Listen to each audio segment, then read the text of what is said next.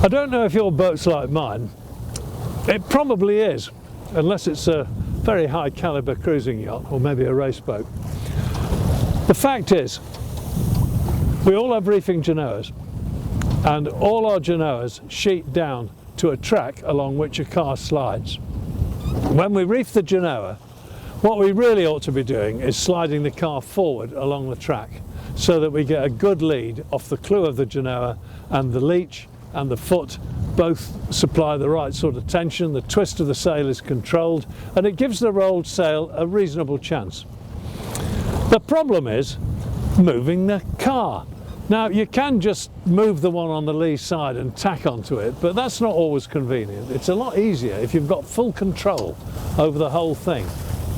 And I've come up with a solution for doing this. When I was a young man, I used to stand on the bight of the sheet and, like a maniac, hold it down and slide the car up and pop the popper in. It's dangerous. It's not really very nice, is it? We don't like doing that. So here's the solution I've come up with. It's an old-fashioned system that we used to use on gaff rig boats, and sailing ships used it. And it involves a traditional fitting which we always called a bullseye, but it's not called that anymore. It's called, now what do they call them? Low friction ring it's called now, and it costs a bit more money than an old bullseye, but it's a brilliant solution. And this is how it works. I'll show you. It's down here. We're going to have a look at my sheet, and we're going to adjust the lead from the cockpit, no hassle. What I've done here, I've got myself a length of dyneema, quite light, doesn't have to be thick, and we don't need a coat on it. Just the core is all you need, and that's good because it's easy to splice.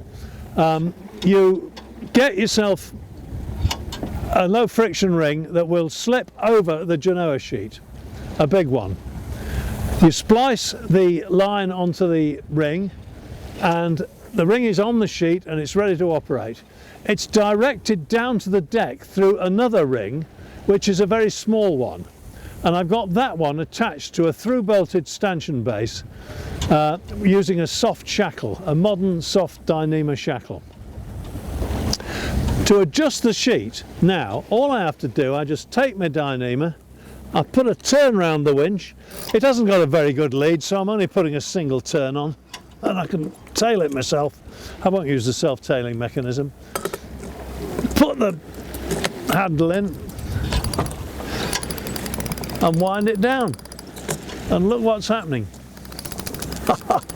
I'm pulling the lead of that sheet down just as securely as if I'd pushed the car forward.